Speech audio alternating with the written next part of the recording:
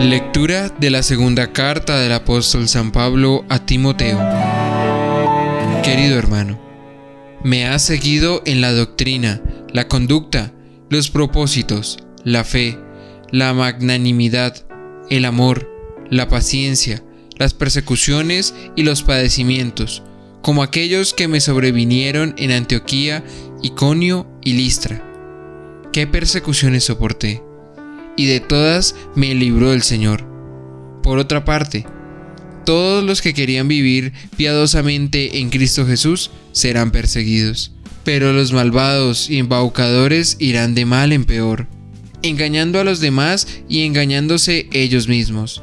Tú, en cambio, permanece en lo que aprendiste y creíste, consciente de quienes lo aprendiste, y que desde niño conoces las Sagradas Escrituras. Ellos pueden darte la sabiduría que conduce a la salvación por medio de la fe en Cristo Jesús.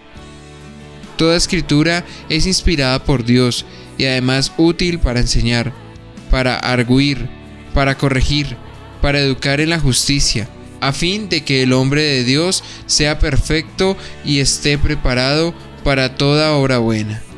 Palabra de Dios.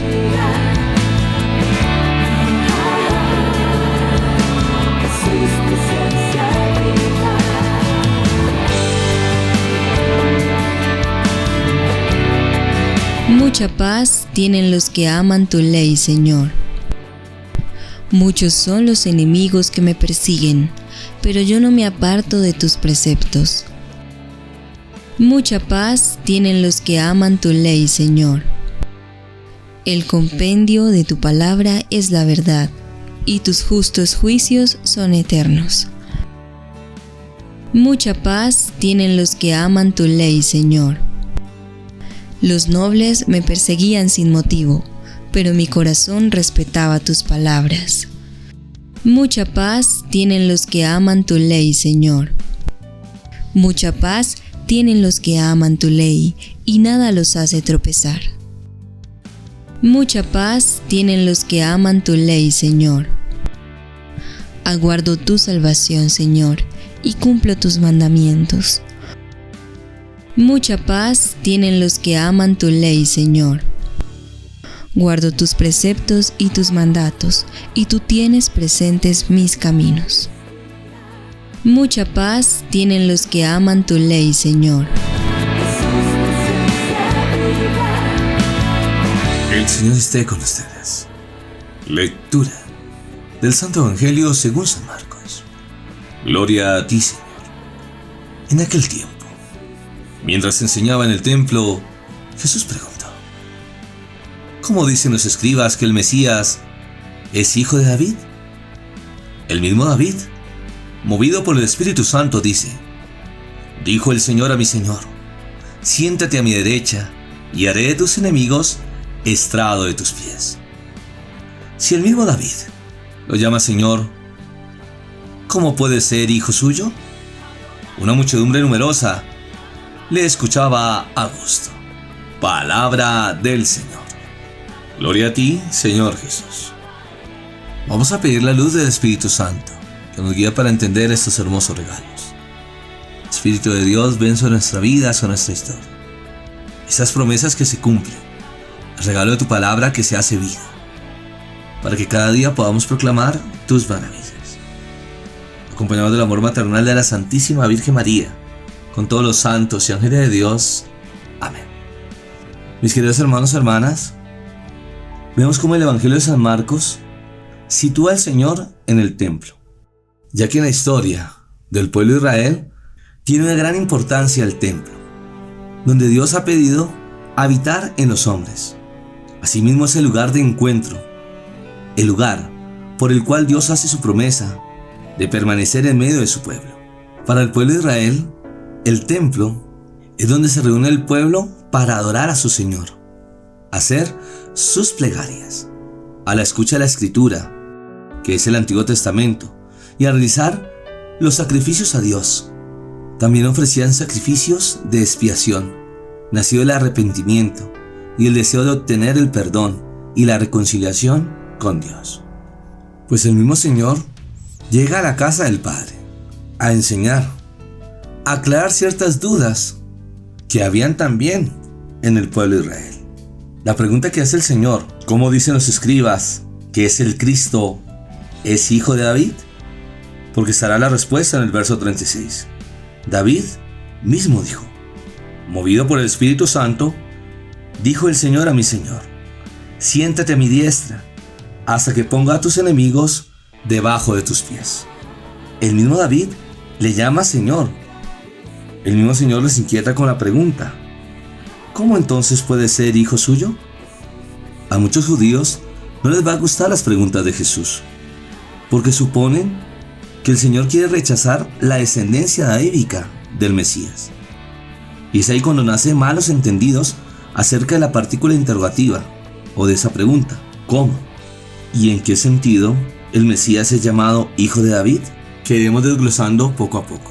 En el rey David, tradicionalmente los salmos son atribuidos a él, aunque fueron compuestos mucho tiempo más tarde. El Salmo 110 llega a ser extraordinariamente importante en la reflexión de las primeras comunidades cristianas. Por eso se explica por qué fue usado tan frecuentemente en el Nuevo Testamento. Una frase bien interesante es que el rey David fue movido por el Espíritu Santo. En ningún otro pasaje de los sinópticos se encuentra esa fórmula. Cuando hablamos de los sinópticos, es las semejanzas y las diferencias que hay en algunos pasajes que tienen los evangelios, tanto de San Mateo, San Marcos y San Lucas. Esta fórmula que observamos, movido por el Espíritu Santo, también se dará en Hebreos capítulo 3, verso 7, Hebreos capítulo 10, verso 15, y los Hechos de los Apóstoles, capítulo 1, verso 16, capítulo 4, verso 25. En ella refleja la mentalidad rabínica, según la cual la acción del Espíritu Santo se había manifestado solo en la antigua historia de Israel. Aquí tiene la finalidad de subrayar aún más la importancia de la cita. Muy pronto la comunidad cristiana se abre camino a la convicción de que el Espíritu Santo era todavía en artífice de la nueva obra de salvación que se realiza con la fe en Jesucristo. También lo llama Señor. Es el nombre, en griego, Kyrios, con el cual se llama al mismo Dios en la versión griega del Antiguo Testamento, traducido del hebreo, Adonai. Pero su significado no es claro. Todavía no está explícita entre el Mesías, hijo de David, y el mismo Jesús. Pero estas palabras resuenan claramente en la profesión de fe de los primeros cristianos, que a la luz de la resurrección proclamaron a Jesús como Señor. En las comunidades arameas, Jesús era llamado Maraná, Señor nuestro, como consta en la frase aramea que está en 1 Corintios capítulo 16, verso 22. Ahora sí viene la respuesta de la pregunta, ¿cómo entonces puede ser hijo suyo? Es el interrogante solemne que queda abierto, en espera de la revelación definitiva de Jesús, Mesías e Hijo de Dios. Pero vamos a notar que el proceder de Dios es distinto a lo que pensaba el pueblo de Israel. Es cierto que el Mesías viene de la estirpe de David. Ese dato nos lo confirma el Evangelio de San Mateo, capítulo 1, verso 1 al 17. El Evangelio de San Mateo empieza con un preámbulo teológico que tiene como fin explicar que Jesús es el Mesías, el nuevo Moisés por excelencia, en quien se cumplen las promesas proféticas. Inicia con la presentación del árbol genealógico de Jesús, para indicar que la alianza hecha con Abraham se restablece en él y que al ser descendiente de David se cumplen las promesas que Dios le había hecho. En 2 Samuel capítulo 7, verso del 5 al 16. Y otro dato bien interesante es ver que entre los antepasados de Jesús hay gente de todo rango social, patriarcas como Abraham, reyes como David y campesinos como Booz, santos como Josías y pecadores como Manasés, Tamar y su suegro Judá. También incluye personas no judías como Ruth y Betsabé. Esta lista tan variada muestra que Jesús no margina a nadie, sino que asume en su persona la realidad humana en toda su extensión. Para el pueblo de Israel era importante la familia. Por eso si la Santísima Virgen María solamente hubiera estado con su hijo, hubiera sido juzgada y apedreada por la ley, y no se hubiera cumplido el plan de Dios. Por eso San José, un papel importante, porque su misión es cuidar a la Sagrada Familia. Ahora nos unimos a través de la oración, para que juntos veamos los regalos del cielo. En el nombre del Padre, del Hijo y del Espíritu Santo. Amén. Padre del cielo, te damos muchas gracias por tantos regalos y bendiciones que nos das. Tú que manifiestas tu amor y tu ternura, que nos envías tus promesas, que se hagan vida en nuestra historia. Gracias por enviarnos a tu Hijo Jesús, el Señor, que nos viene a enseñar a través de la predicación el reino, de entrar en nuestra historia, en nuestra vida, para sanar esas heridas que hay en el corazón, y que a la luz del Espíritu Santo podamos disipar todo ataque, toda flecha incendiaria del demonio que quiere dañar y destruir a los hijos de Dios. Que la sangre preciosa de Jesús libere de todo vicio, del alcohol, la drogadicción, pornografía y otros vicios que se desencadenen por el pecado. Señor, danos tu luz, porque en ti encontramos el sentido de la vida. Que a través de la oración podamos vivir esta intimidad contigo, que vienes a bendecir nuestros pensamientos, nuestras emociones, que vienes a traernos la paz, aunque se presenten momentos difíciles en la historia de la humanidad, y que con tu sangre preciosa vamos a vencer todo virus COVID-19, pero llamas al ser humano a la conversión, a transformar la vida, a dejar toda oscuridad, porque en ti encontramos la luz. Oramos por nuestro planeta Tierra, por sus 5 continentes y por las distintas naciones, sus gobernantes, que ante estos momentos de crisis económica, que sepan escuchar el clamor del necesitado, crear proyectos para trabajos dignos, que sepan ser responsables al compromiso que adquirieron para ayudar a una nación. Oramos por aquellos que han sido contagiados por este virus COVID-19, que tengan los debidos tratamientos y cuidados para que podamos ver los milagros de nuestro amado Jesús en la vida de estos hermanos enfermos, así como también otras personas que sufren de enfermedades, para que podamos ver tus milagros en la vida de estos hermanos nuestros. Pedimos también por las familias, por el amor de papá y mamá, que sepan caminar juntos en el regalo de la fe, que comprendan esta misión como iglesia doméstica, de orar juntos y ver la bendición en sus vidas, como también en la de sus hijos.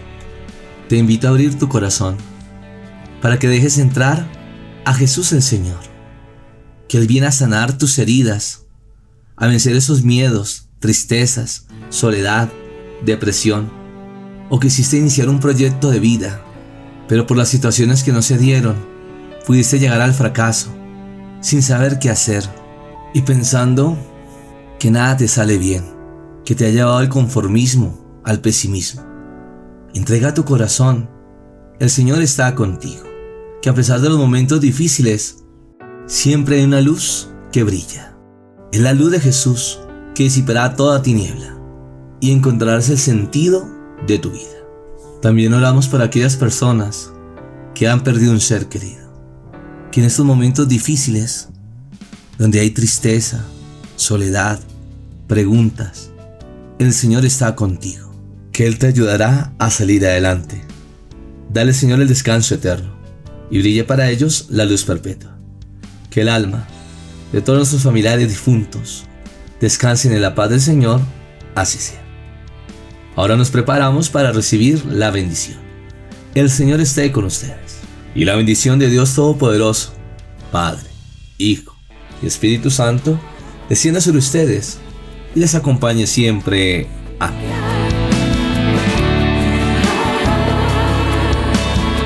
No se te olvide seguirme en las redes sociales, Paredes y Franco, compartiendo los regalos del cielo.